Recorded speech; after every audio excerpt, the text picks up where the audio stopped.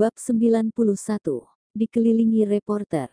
Bibir tipis Alex bergerak, tidak berbicara lagi. Memang benar, Kejia hanya punya musuh yaitu Sunny, jadi satu-satunya orang yang dicurigai adalah Sunny. Aku akan menyelidiki masalah ini dengan jelas.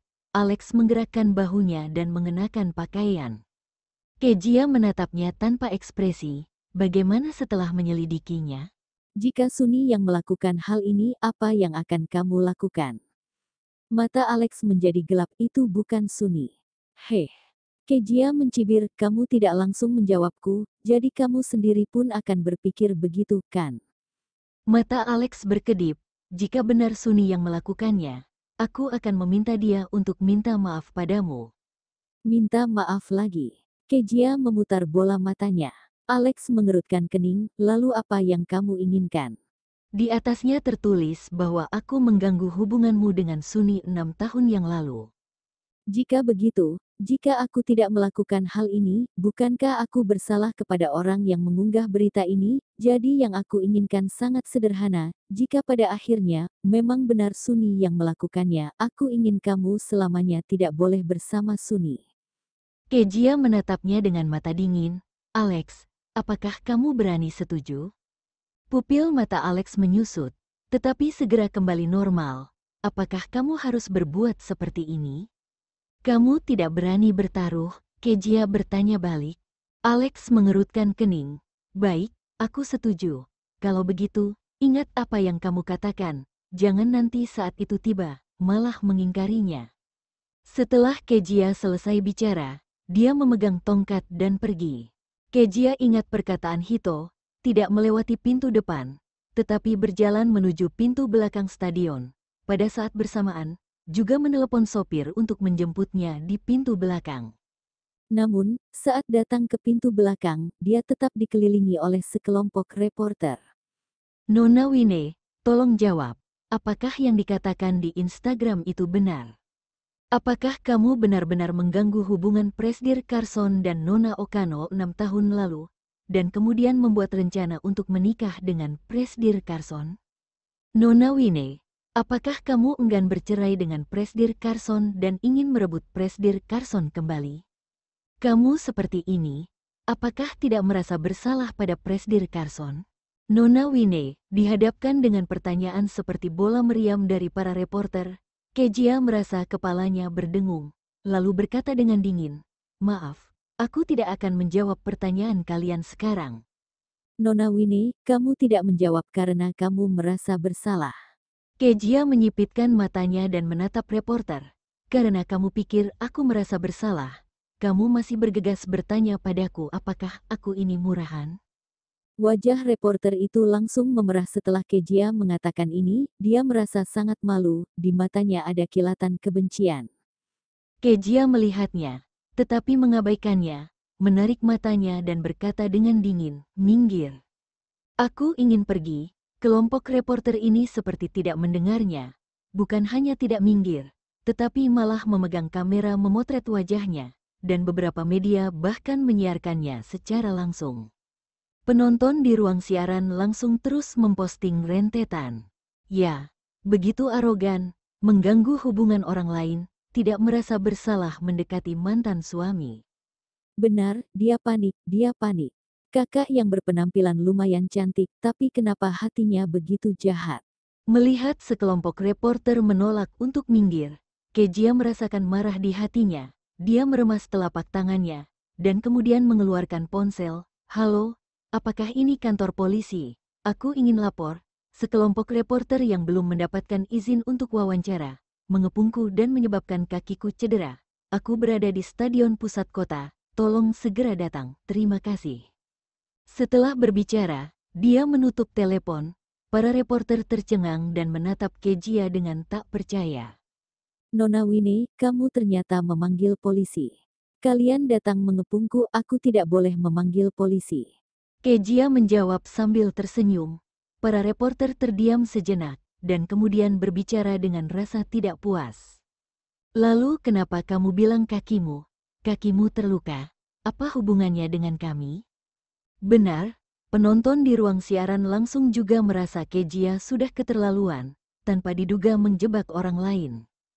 Kejia mendengus dingin, memang benar kalian tidak melukai kakiku, tapi kalian begitu banyak orang datang mengepungku dan tidak mau melepaskanku.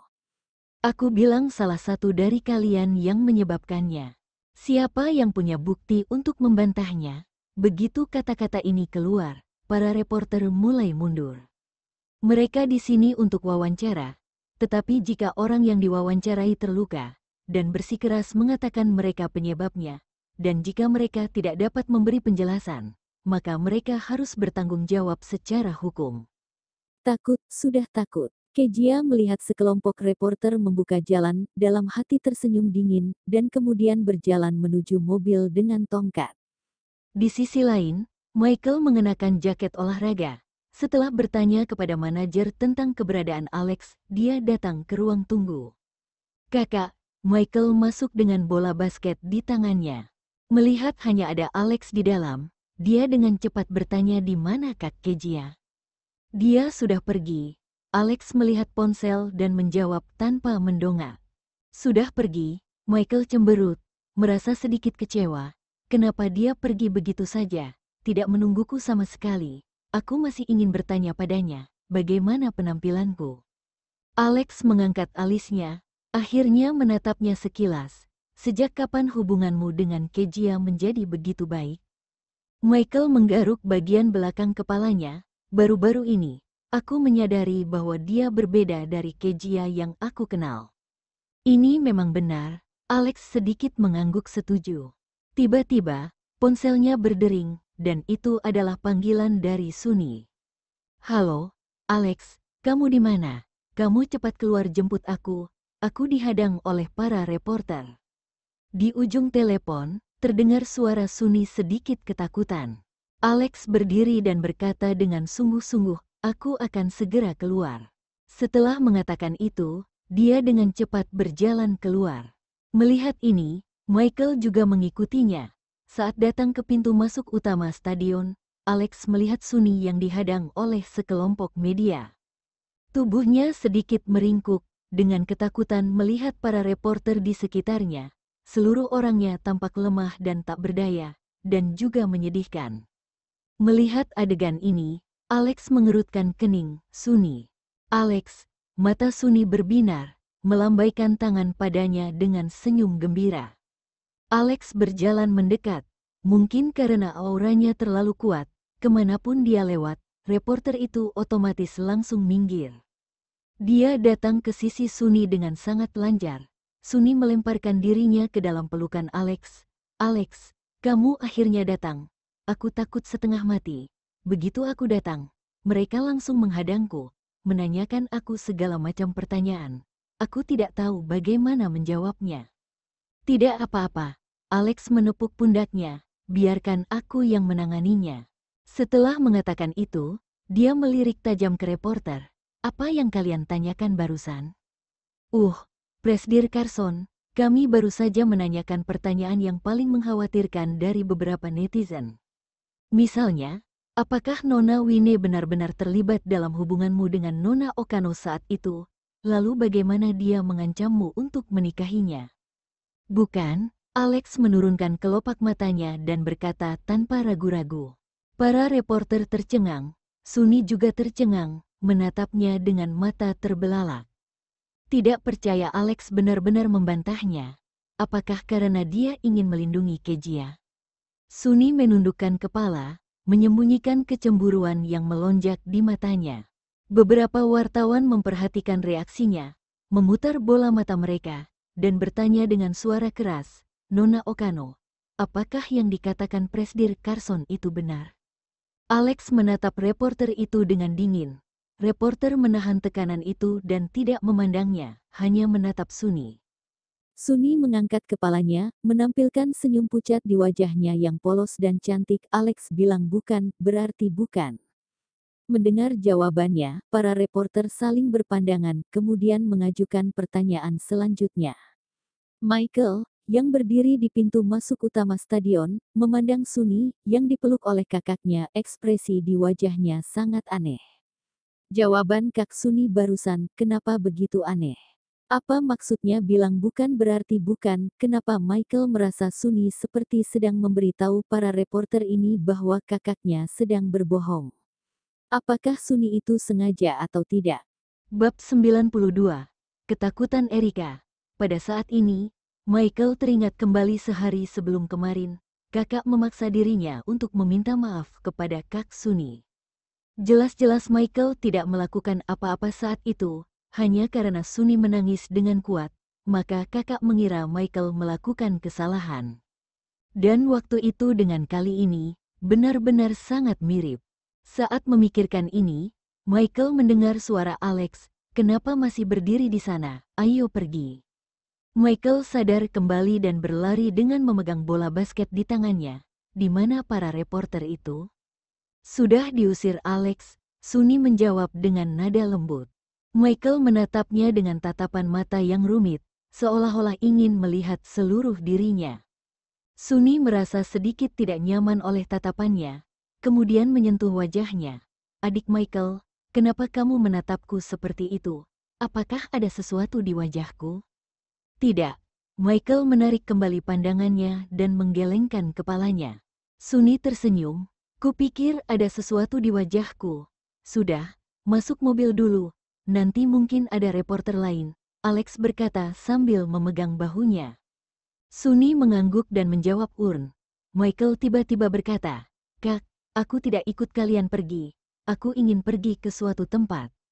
"Kemana?" Alex memandangnya. Mata Michael berkilat. "Ini rahasiaku. Intinya, aku akan pulang terlambat. Pergi dulu." Setelah selesai bicara, Michael berlari ke sisi jalan sambil memegang bola basket, menghentikan taksi dan pergi. Sunny menatap alis Alex yang berkerut, dan berkata sambil tersenyum, "Jangan-jangan Michael pergi ke tempat gadis yang dia sukai. Terakhir kali aku melihat dia membaca surat." "Surat?" Alex mengangkat alisnya, teringat surat yang dia lihat di kamar Michael lusa kemarin. "Apakah itu surat cinta, Alex? Apa yang kamu pikirkan?" Sunny dengan ringan mendorong bahu pria itu. Pria itu sadar kembali dan terbatuk ringan. "Tidak apa-apa, ayo pergi." Sunny menjawab sambil tersenyum.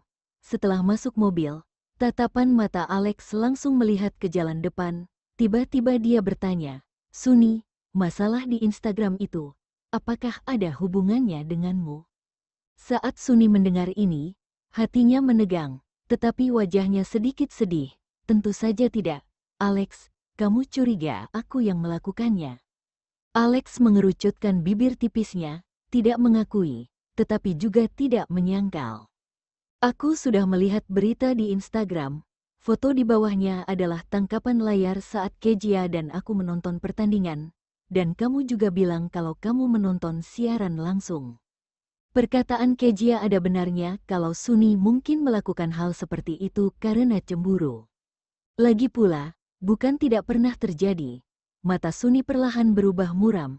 "Alex, kenapa kamu bisa berpikir seperti itu tentangku?" "Benar, aku memang menonton siaran langsung. Kalau tidak, aku juga tidak tahu kamu terluka. Tetapi hanya karena aku sudah menonton siaran langsung, bukan berarti aku yang melakukannya, kan? Dan aku juga sudah berjanji padamu tidak akan menyerang Nona Winnie. Mana mungkin aku berani mengecewakanmu? Bagaimana jika kamu tidak menginginkanku lagi?" Setelah berbicara, dia menoleh dengan marah, melihat keluar jendela, dan mengabaikannya. Alex melihat tatapan cemberutnya dari sudut mata, dalam hati merasa sedikit tidak tega dan menyesal. Mungkin, dirinya sudah salah. "Maaf, Sunny, aku harusnya tidak mencurigaimu." Alex memarkir mobilnya di pinggir jalan, membuka sabuk pengamannya dan membungkuk untuk memeluknya. Sunny membenamkan kepalanya dengan sedih di lengan pria itu. Suaranya tercekat, "Tidak apa-apa. Aku tahu hubunganku dengan Nona Winnie tidak baik. Jadi begitu Nona Winnie dalam masalah, semua orang akan curiga bahwa aku yang melakukannya. Aku sudah terbiasa."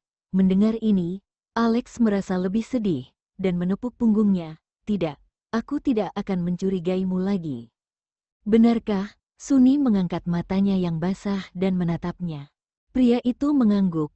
"Benar." Sunny kemudian tertawa terbahak-bahak. Baiklah, Alex, jalankan mobil. Berhenti di sini sepanjang waktu akan menghalangi lalu lintas dan mudah menyebabkan kecelakaan mobil di belakang. Baik, Alex melepaskannya, kemudian mengencangkan sabuk pengamannya lagi dan menyalakan mobil. Sepertinya benar-benar salah paham, Suni begitu baik, mana mungkin terus melakukan hal seperti itu. Saat di resort kali itu, juga hanya pemikiran sesaat. Memikirkan hal ini, Alex mengerutkan kening, sepenuhnya menghilangkan kecurigaannya terhadap Suni. Suni bisa melihatnya, menundukkan kepalanya sedikit, sudut mulutnya sedikit terangkat. Segera, sudah tiba di grup Carson. Alex melihat beberapa reporter berjongkok di depan pintu dari kejauhan. Dia menyipitkan mata, memutar bagian depan mobil, mengendarai mobil ke pintu samping gedung yang lebih tersembunyi, lalu membawa Suni naik lift ke atas melalui pintu samping. Asisten Tama sudah menunggu di depan kantor Presdir, dan saat melihat keduanya keluar dari lift, dia sedikit mengangguk. Presdir Carson, Nona Okano. Halo Asisten Tama, Suni menyapa sambil tersenyum. Asisten Tama juga tersenyum, lalu menatap Alex dan berkata, Presdir Carson, kamu memintaku untuk menyelidikinya, aku sudah memberi perintah, dan aku yakin sebentar lagi sudah ada hasilnya. Alex menanggapinya dan berjalan masuk ke kantor. Suni mengikutinya. Alex, setelah mengetahui siapa yang mengunggah berita itu, apa yang akan kamu lakukan? Lihat saja apa yang akan dilakukan Kejia. Alex menarik kursi kantor dan menjawab, dia adalah korbannya. Ekspresi Suni sedikit menegang. Apaan Kejia adalah korbannya? Apakah mungkin insiden 6 tahun lalu itu palsu? Pada saat ini, ponsel Suni tiba-tiba berdering. Dia menenangkan dirinya, mengeluarkan ponsel, melihat nama yang berkedip di layar, matanya berkilat, dia tersenyum pada Alex dan berkata, Alex, aku akan menjawab telepon, ayahku menelepon. Alex juga tidak ragu dan mengangguk setuju. Suni memegang ponsel dan berjalan menuju balkon, menutup pintu balkon lalu menjawab, halo, Erika. Suni, sudah lihat berita di Instagram, suara bersemangat Erika terdengar. Ekspresi Suni datar, tetapi suaranya sangat terkejut. Erika, jangan bilang, kamu yang melakukannya. Aku yang melakukannya. Erika tampak bangga. Suni menggigit bibirnya. Erika, itu benar-benar kamu. Kenapa kamu? Ada apa, Suni, tindakanku salah? Erika mengerutkan kening, sedikit bingung. Suni menurunkan kelopak matanya. Tentu saja salah. Kamu tiba-tiba mengungkap insiden 6 tahun yang lalu. Dan sekarang Nona Winnie mendapatkan diserang di Instagram. Aku tahu. Aku memang ingin dia diserang di Instagram. Biar semua orang tahu orang seperti apa dia. Erika berkata dengan tidak setuju. Suni menghela nafas. Kamu benar-benar, hei, Erika, kamu dalam masalah. Alex sekarang sedang menyelidiki siapa yang mengunggah berita itu. Mendengar ini, Erika ketakutan dan bertanya, buat apa Presdir Carson menyelidiki ini? Mungkinkah dia bersiap ingin membantu Kejia? Bagaimana dia bisa berbuat seperti itu? Dia itu tunanganmu. Seharusnya bukan. Suni menggelengkan kepalanya, mungkin juga demi dirinya dan aku. Lagi pula, ini juga masalah pribadi dia dan aku. Pada saat ini, ekspresi wajah Erika berubah. Tangan dan kakinya menjadi dingin, suaranya mulai bergetar karena ketakutan. Lalu aku harus bagaimana? Berita sudah diunggah, bahkan mencari akun sewaan dan pemasaran untuk menaikkannya hingga trending topik, sama sekali tidak bisa ditarik kembali. Untuk sesaat Erika langsung merasa menyesal kenapa dia begitu impulsif.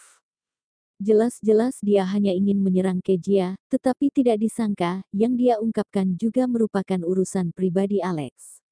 Memikirkan metode yang Alex lakukan di pusat perbelanjaan, wajah Erika menjadi pucat. Suni menghela nafas lagi, aku tidak tahu harus berbuat apa. Erika, kamu terlalu impulsif. Kedua tangan Erika memegang ponsel dengan erat, ada sedikit tangisan dalam nada suaranya. Suni, kamu harus membantuku, aku melakukan ini demi dirimu, kamu harus menyelamatkanku, Suni. Bab 93. Daftar nama di Instagram. Tapi, bagaimana aku akan menyelamatkanmu? Suni dengan bosan memainkan jari-jarinya, tetapi suaranya penuh dengan kekhawatiran. Erika mendengus, "Suni, kamu minta belas kasihan dari Presdir Carson begitu mencintaimu, dia pasti akan setuju." "Baiklah, aku akan mencoba." Suni mengangguk. Erika bersyukur, "Terima kasih, Suni." "Tidak perlu berterima kasih, kamu adalah teman baikku." Suni tersenyum, tetapi matanya tidak tersenyum, hanya ada ejekan samar. Setelah selesai telepon, dia menurunkan ponselnya dan mengklik Instagram untuk membaca komentar yang memarahi Kejia. Dia sebenarnya sudah tahu sejak awal kalau Erika yang melakukan ini. Panggilan telepon sebelumnya, dia dengan sengaja bilang kepada Erika bahwa dirinya sudah berjanji pada Alex tidak boleh menyerang Kejia. Jadi dia tahu betul, Erika yang tidak bisa melihat dirinya teraniaya dan juga tidak suka dengan Kejia, pasti akan menyerang Kejia. Dengan begitu, dia juga tidak akan melanggar janjinya kepada Alex, kan? Tangannya masih bersih, hanya saja dia tidak menyangka, begitu Erika bertindak, langsung membuat keributan besar seperti itu. Memikirkan hal ini, Suni menggosok alisnya dengan kesal. Tidak peduli apapun itu, dia harus menyelamatkan Erika. Kalau tidak ada orang yang bantu dia melakukan sesuatu. Memikirkan hal ini, Suni mematikan ponselnya dan berjalan masuk ke kantor. Kemudian dia mendengar asisten Tama berkata, "Presdir Carson, aku sudah menemukan siapa yang mengunggah berita itu, orangnya Erika." Siapa? Untuk sesaat, Alex tidak bisa memikirkan orang ini. Asisten Tama melirik Suni, ini teman Nona Okano. Saat ini, Alex ingat siapa dia, kemudian mengerutkan kening melihat Suni, kamu menceritakan insiden 6 tahun yang lalu kepadanya. Suni menggelengkan kepalanya lagi dan lagi, bukan aku tidak mengatakannya, ibuku yang mengatakannya. Saat itu, aku baru saja siuman, dan Erika datang menemuiku. Kebetulan mendengar aku bertanya kepada ibu, bagaimana kamu dan Nona Wine menikah. Ternyata begitu. Alex menarik kembali tatapannya, lalu mengangkat ponsel dan menelepon Kejia. Di grup Sky, Hito membawa hasil penyelidikan dan membuka pintu kantor Kejia. Baby, aku tahu siapa yang menjebakmu di Instagram. Itu temannya Suni. Erika, mendengar ini, Kejia mengerutkan kening, meletakkan pena di tangannya dan bertanya, "Bagaimana kamu tahu?" Hito menyerahkan hasil penyelidikan dan tertawa. "Ini sangat sesederhana, wanita Erika itu sangat bodoh. Dia menggunakan akun kecilnya untuk mengunggah pesan dan tidak menyembunyikan alamatnya. Jadi setelah diselidiki, langsung sudah tahu. Awalnya aku benar-benar mengira Suni yang melakukannya, bodoh sekali. Jika benar-benar Suni yang melakukannya, maka mereka bisa menanganinya. Benar, sayang sekali aku kalah dalam taruhan kali ini." Kejia menarik sudut mulutnya dan menertawakan diri sendiri. Dia bertaruh dengan Alex apakah Suni yang melakukan hal ini, tetapi tidak disangka, ternyata Erika. Meskipun dia memiliki firasat bahwa tindakan Erika mungkin ada hubungannya dengan Suni, tetapi dia tidak ada bukti, jadi tidak bisa berbuat apa-apa. "Taruhan apa?" Hito memandang Kejia dengan penasaran. Kejia menggelengkan kepalanya, "Tidak ada." Melihat dia tidak mengatakannya, Hito mengangkat bahunya, tidak mengajukan pertanyaan lagi, kemudian mengalihkan topik pembicaraan. "Baby, bagaimana rencanamu menangani masalah ini?" Erika mudah ditangani, tapi masalah di Instagram sulit ditekan. Apalagi masih banyak akun pemasaran yang masih membuat rumor yang tidak-tidak. Seperti beberapa kekasih selingkuhan Kejia selama pernikahan, ataupun diam-diam membunuh Suni. Bah, sama sekali tidak ada hal seperti itu. Biarkan aku memikirkannya. Kejia menunduk dan berpikir, lalu menjawab dengan sedikit kelelahan. Tiba-tiba, ponsel berdering. Kejia mengangkat kelopak matanya dan melihat Alex yang menelepon. Merasa mungkin ada kaitannya dengan masalah ini, jadi dia menjawab, "Halo." Mendengar suara acuh tak acuh wanita itu, Alex mengerucutkan bibir bawahnya. aku sudah menyelidiki siapa yang mengunggah berita itu. Erika tidak menunggu Alex berbicara. Kejia langsung lebih dulu mengatakannya. Sedikit kejutan melintas di mata Alex. Kamu sudah tahu? Urn, Kejia mengangguk. Selamat, Presdir Carson. Bukan Nona Okano yang melakukannya. Kalian bisa terus bersama. Merasa bahagia kan? Alex mengerutkan kening. Bahagia? Tidak. Alex tidak merasa bahagia. Sebaliknya, dia merasakan semacam tekanan yang tidak dapat dijelaskan di dalam hatinya. Namun, Alex tidak berniat mengungkapkan emosi dia yang sebenarnya, hanya menanggapinya dengan samar.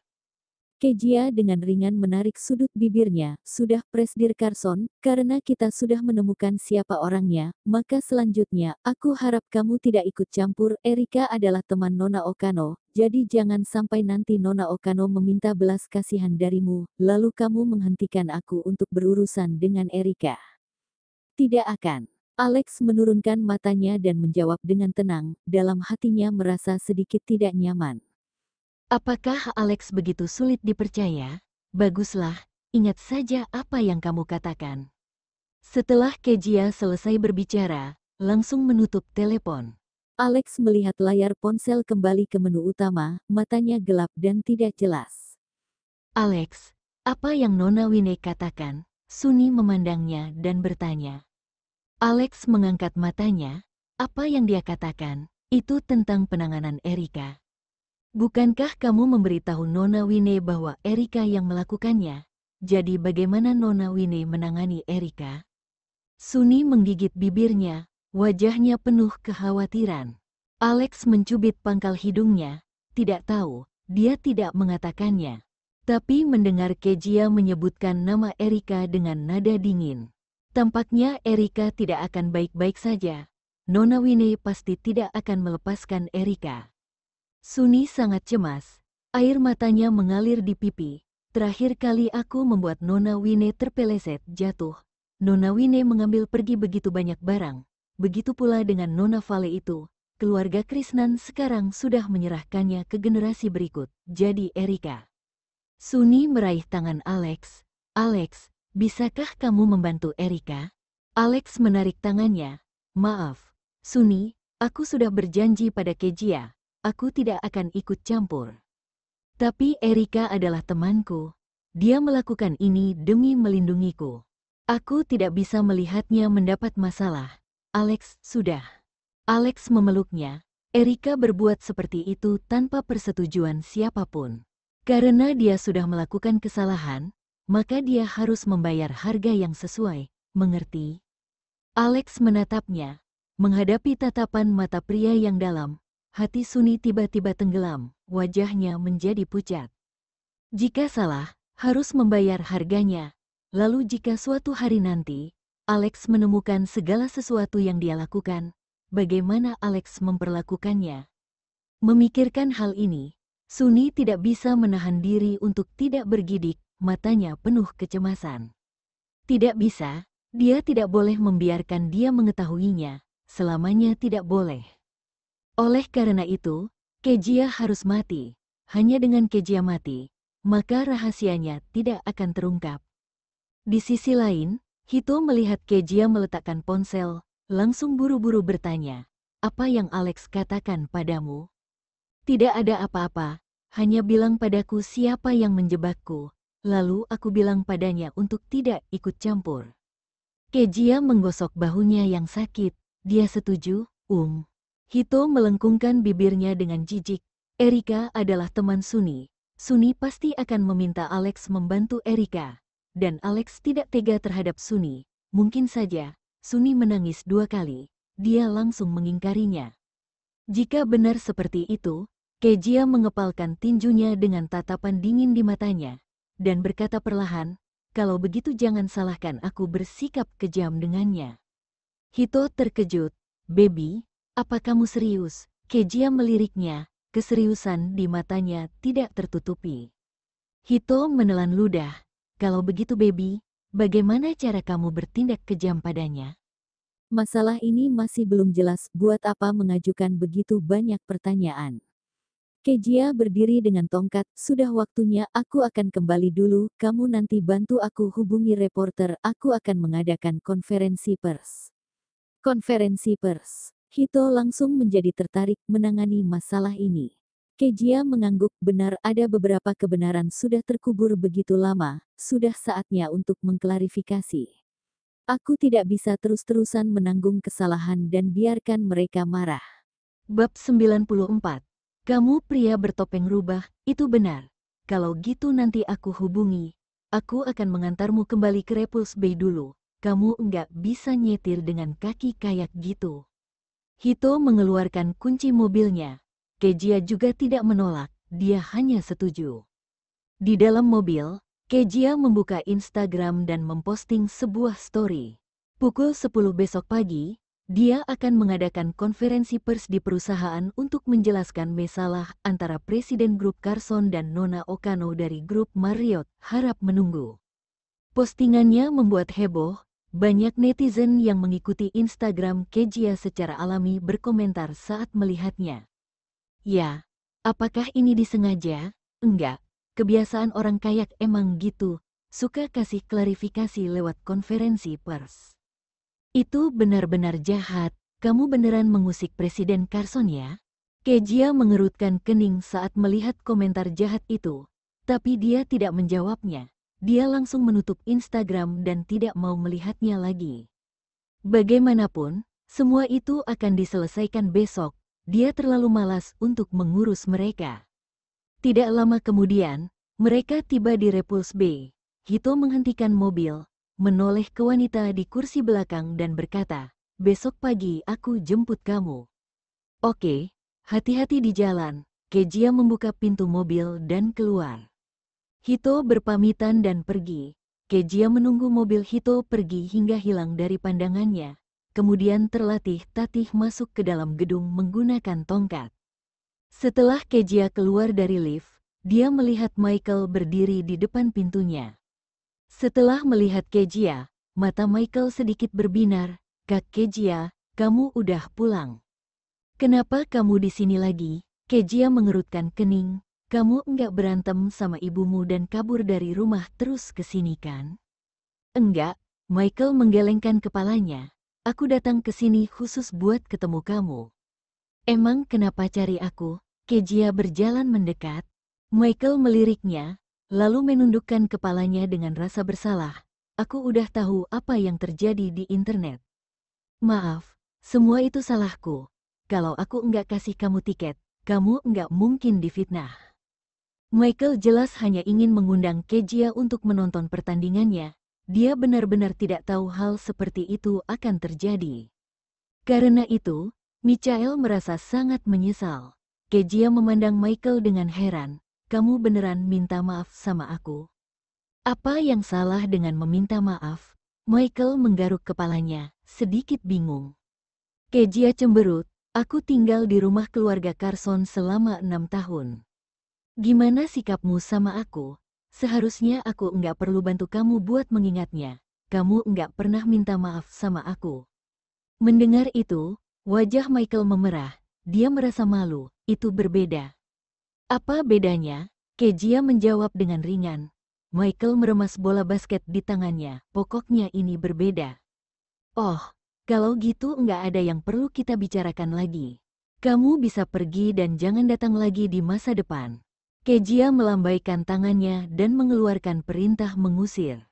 Michael tidak pergi dan menatap Kejia dengan serius. "Kak Kejia, aku mau bantu kamu selesaikan masalah ini juga." "Kamu mau bantu aku?" Kejia seperti mendengar lelucon besar. Kemudian dia mencibir, "Gimana caranya? Kamu cuman siswa menengah yang belum lulus, aku, oke?"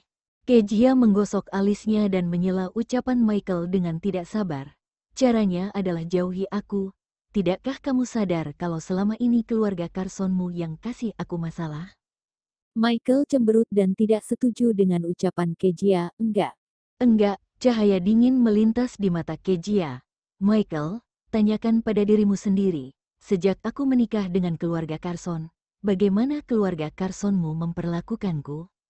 Dingin, kasar, memaki aku, mencari kesalahan, memfitnah dan menjebak.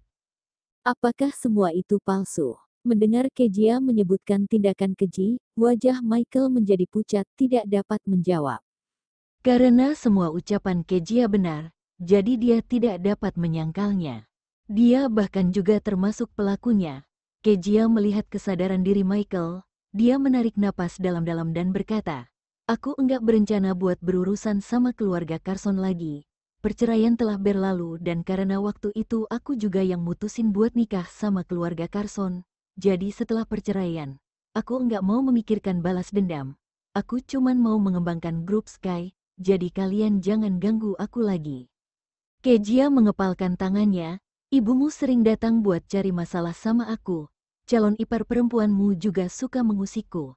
Jadi kalau kamu punya banyak waktu, mending urus keluargamu." "Maaf." Michael tersipu dan meminta maaf sehalus mungkin. Pada saat ini, Michael mengerti jika keluarga mereka benar-benar telah memberikan begitu banyak masalah padanya. Kejia memejamkan mata dan menekan amarah di hatinya. Setelah beberapa saat ekspresinya menjadi tenang, "Pergi, jangan datang lagi di masa depan. Kalau kamu berani datang lagi, aku akan langsung suruh petugas keamanan buat menendangmu keluar." Setelah mengatakan itu, Kejia membuka pintu dan masuk. Michael tidak melihat Kejia lagi setelah masuk, kemudian dia menyuruh Alex untuk menjemputnya. Setelah Kejia masuk, dia pergi ke kamar dan berbaring di tempat tidur, menatap langit-langit dengan mata terbuka. Dia merasa lelah, baik fisik maupun mental. Tiba-tiba ponsel di sakunya bergetar. Kejia menopang dirinya dan duduk lalu mengeluarkan ponselnya. Itu adalah pesan teks dari nomor yang tidak dikenalnya yang menyuruhnya untuk melihat emailnya. Kejia mengerutkan bibir bawahnya dengan bingung dan menjawab, "Siapa kamu?" Pihak lain segera membalas, "Seseorang yang diam-diam menjagamu." Orang yang diam-diam menjaganya. Kejia geli dan merasa jika kata-katanya penuh dengan makna. "Maaf, aku enggak kenal kamu." Pihak lain langsung menjawab, "Aku tahu, kita akan saling mengenal di masa depan. Sekarang mending kamu lihat emailmu, ada kejutan." "Kejutan?" Kejia menggigit bibirnya. Setelah ragu-ragu selama beberapa detik, dia bangkit, duduk di depan komputer dan membuka kotak suratnya. Ada email baru di bagian atas kotak surat. Ketika dia membukanya, dia menemukan dua dokumen. Salah satunya adalah bukti postingan Instagram Erika. Yang lainnya adalah daftar panjang dengan setidaknya beberapa ratus nama di atasnya. Di balik nama-nama itu, ada tanda kurung dan di tanda kurung adalah nama layar yang aneh. Kejia menyipitkan matanya, menyadari sesuatu, kemudian menelepon nomor pengirim pesan barusan yang tidak dikenalnya. Kejia mengira pihak lain tidak akan menjawab, tapi dia tidak menyangka pihak lain ternyata menjawab, suaranya rendah dan serak, "Halo." Kejia tidak tahu siapa pihak lain itu, jadi dia bertanya langsung, "Daftar ini adalah kejutan yang kamu katakan?" "Ya, orang-orang itu adalah orang-orang yang memberi komentar paling jahat di internet. Menurut hukum, selama komentar umpatan disukai dan diteruskan lebih dari 500 kali, itu bisa dianggap kejahatan," jawab pria itu. Alih-alih senang, Kejia menjadi waspada.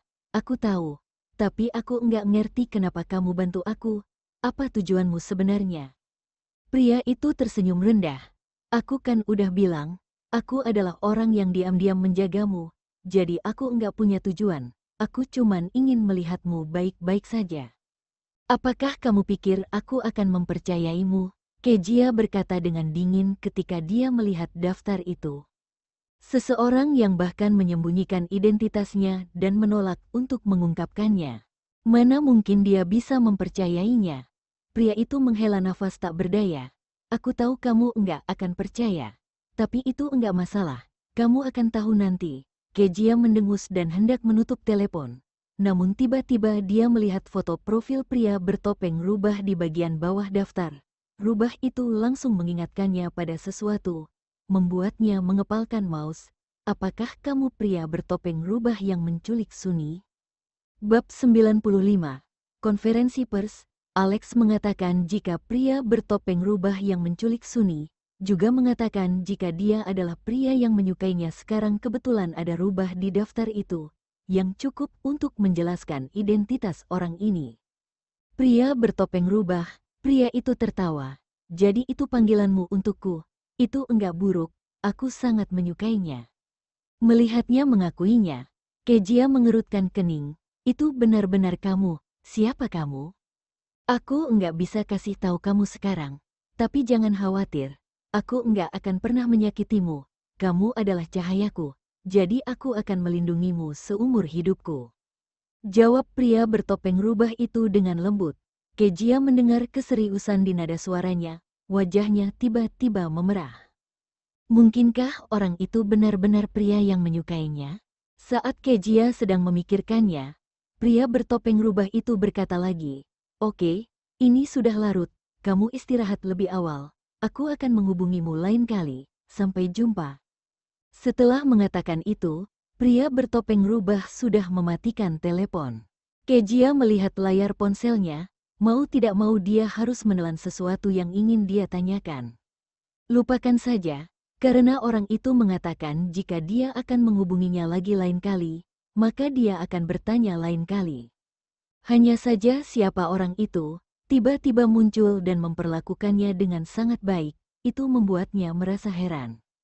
Kejia memandangi kepala rubah di profil daftar, merasa gelisah dan ragu-ragu di hatinya. Keesokan harinya, Kejia dibangunkan oleh panggilan telepon dari Hito.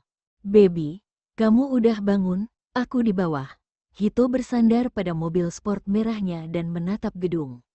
Kejia menguap. "Aku barusan bangun, yoh, cepatlah. Aku akan menunggumu di dalam mobil," kata Hito. Kejia bersenandung, menutup telepon dan mengangkat selimut untuk bangun. Setelah mandi, dia mengambil tas dan tongkatnya, lalu berjalan menuju pintu masuk. Begitu pintu dibuka, sebuah amplop jatuh dari pegangan luar. Kejia mengambilnya dengan curiga. Hanya setelah melihat tulisan tangan di amplop itu, dia menyadari jika itu adalah surat dari sahabat penanya, Robin Hood saat itu. Bagaimana bisa ada di luar? Kejia memegang amplop itu dan melihat keluar pintu, lalu tiba-tiba teringat Michael. Michael pernah mengambil sepucuk surat dan berkata jika dia akan mengembalikannya padanya, mungkin itulah yang dikembalikan oleh Michael. Hanya saja dia menyuruh Michael untuk membuangnya terakhir kali. Dia tidak menduga Michael tidak membuangnya. Kejia melihat surat itu, memasukkannya ke dalam tas, kemudian keluar. Dia berencana untuk memasukkannya kembali ke dalam kotak surat ketika dia kembali di malam hari. Setelah itu Kejia turun ke bawah.